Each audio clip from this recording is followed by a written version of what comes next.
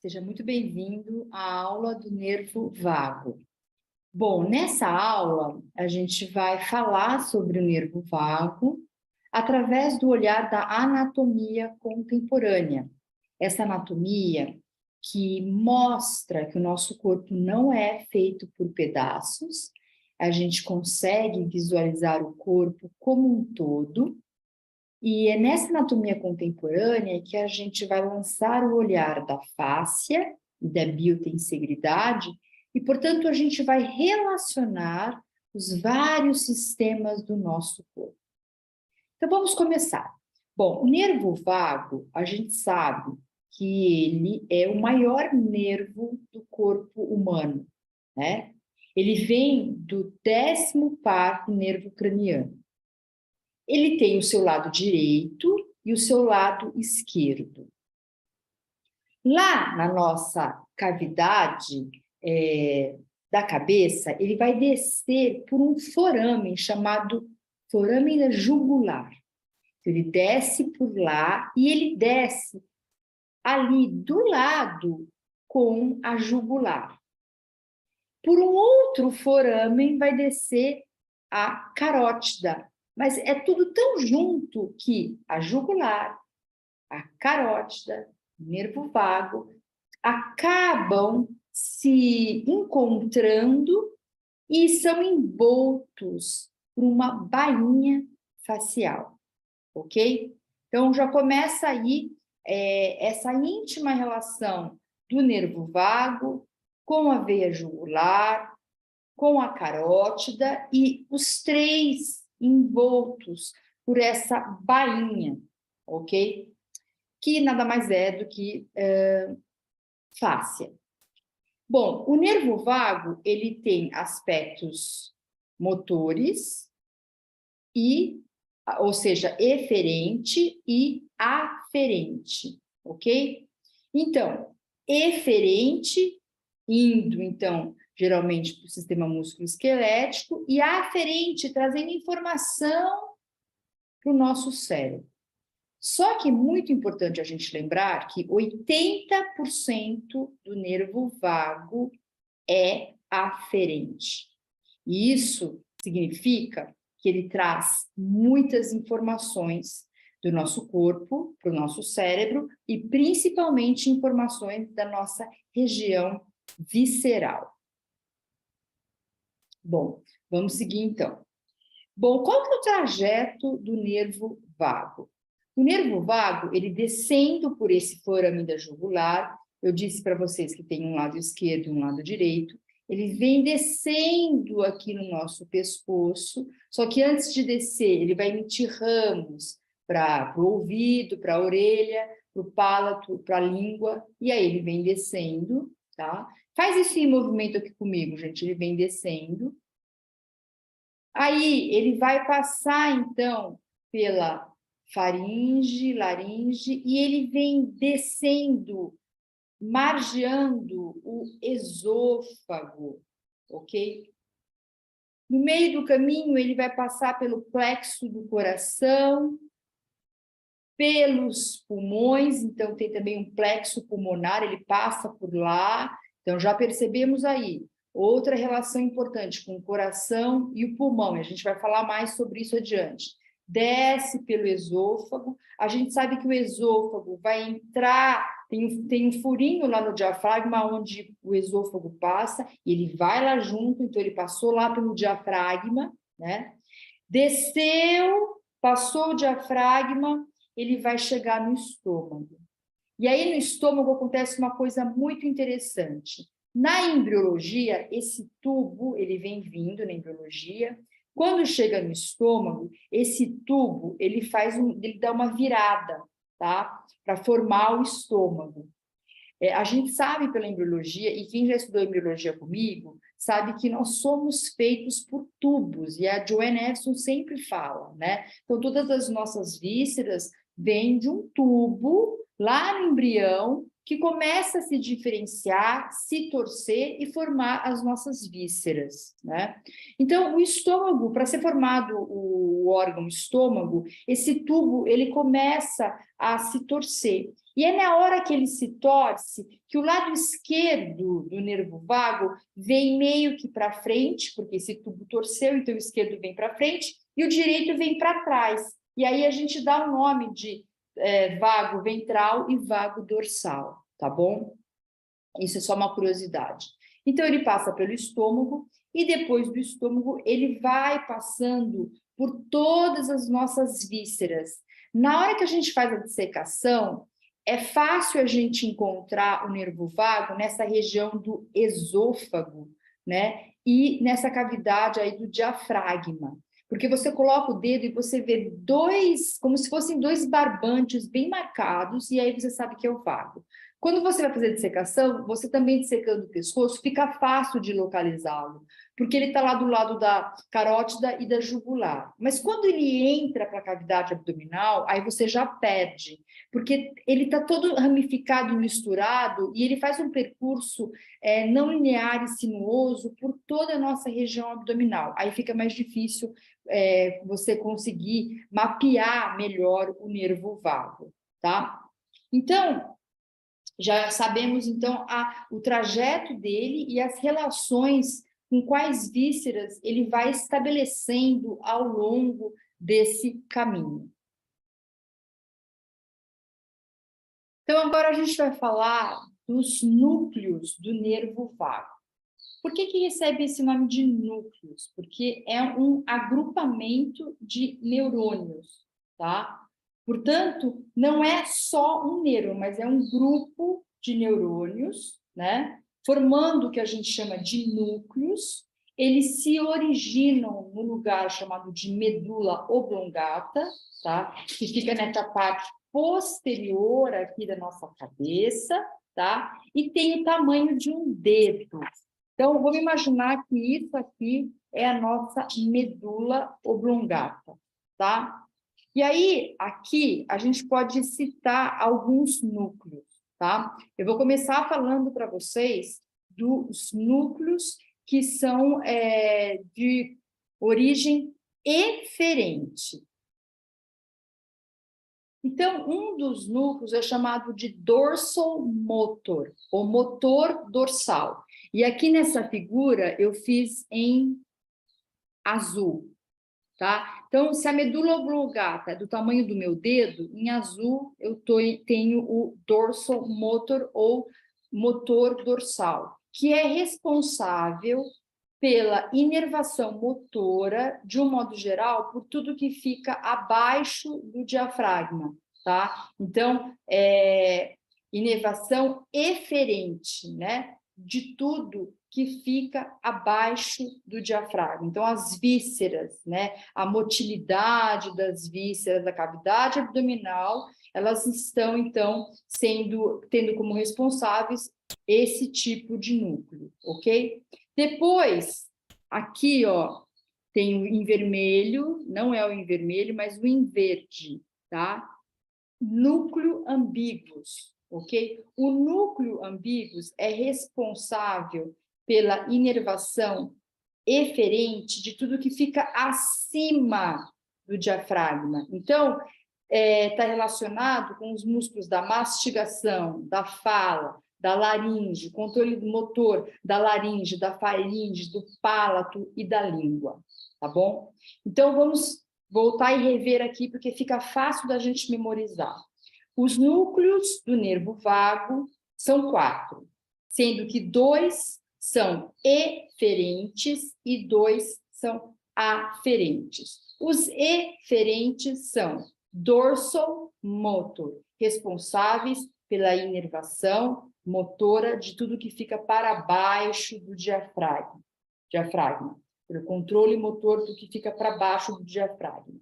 E o núcleo ambíguos, que é responsável pelo controle motor de tudo que fica para cima do diafragma. Então, principalmente o ato de você deglutir e a sua fala. Agora, vamos falar dos núcleos aferentes. Então, Núcleos aferentes, aqui, ó, em vermelho, a gente tem núcleo solitário, tá? E eu vou falar para eles, eu vou falar que o núcleo trato solitário traz a aferência do seu sistema visceral. Núcleo trato solitário traz a aferência do seu sistema visceral. E aqui ele está em vermelho, tá? Depois, aqui em amarelo, laranjinha, tá? É o núcleo do trigêmeo, trigemial. Ele chama spinal trigemial, tá? E ele traz a aferência da orelha, do palato, da língua, ok? Então, os núcleos aferentes são trato solitário, que traz aferência do seu sistema visceral, e núcleo trigemial, que traz aferência da orelha, da língua, tá? Dessa região aqui mais da parte superior. Então, já falamos aí dos núcleos. Agora, eu queria contar para vocês uma curiosidade, tá? Todo mundo aí já conhece a teoria do Stephen Porges, né? E aí ele fala do nervo vago dorsal e do nervo vago ventral. Então, quando ele fala do vago ventral e do vago dorsal, ele está se referindo ao núcleo dorsal, motor dorsal, então o motor dorsal, tá? Desculpa, gente, aqui eu estudo inglês e aí às vezes fica difícil traduzir português, mas quando o Stephen Porges fala sobre o vago dorsal, ele está se referindo ao núcleo dorsal motor, que é esse em azul. Pensa que essa medula oblongata está aqui na região posterior, né? Então, ela tá, em mim, ela estaria assim, certo? Porque ela está aqui atrás. Se você olhar nessa posição que ela estaria, em azul, o dorsal motor, ele está mais dorsal do que o ambígus. Por quê? Porque a medula oblongata, ela tem uma angulação como essa, certo? Se o dorsal está bem aqui, ele está bem mais para o dorso. Isso aqui está aqui atrás, certo? E aqui tem o ambígus, em referência ao dorsal, ele está mais para frente que o dorsal. Vocês concordam? Ficou claro de entender? Então, o ambígus, que é esse em verde, ele está mais ventral em relação ao dorsal. Por isso que o Stephen Porges deu esse nome, o dorso ventral e o dorso e o dorsal, tá? O vago ventral e o vago dorsal. Ficou claro, gente? Bom, deixa eu olhar aqui, vamos seguir. Agora vamos falar dos amigos do nervo vago. E aqui é muito importante, porque a anatomia contemporânea entra com tudo aqui. Bom, quando o vago sai da medula oblongata, ele passa, então, a gente falou, né, pelo forame da jugular, né? E aí eu já falei para vocês que ali ele passa junto com a jugular e com a carótida. Já começa aí a relação de amizade dele com essas estruturas, tá?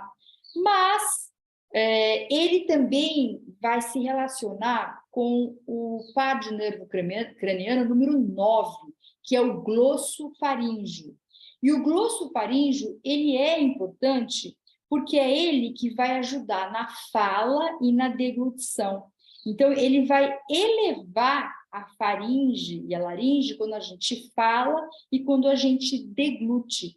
E aí entra a importância que quando a gente vai fazer a prática do nervo vago, a gente usa muito o som, né? Então, o som que a gente faz do humming é fazer isso aqui, ó. Então, a gente usa o som do humming, o Peter Levine usa o vu, Então, quando a gente usa o som numa prática para ativar o nervo vago, a ideia vem daí, dessa relação com o par craniano 9, que eleva a faringe e a laringe quando a gente fala e quando a gente deglute, tá? E também quando ele manda para as glândulas parótidas, né, inervação, que aí é responsável, então, por produzir a saliva, né? Então, quando a gente está salivando, a gente pode lembrar, tá, que existe uma relação direta com o glossofaríngeo, o par craniano número 9, que se relaciona com o vago, ok?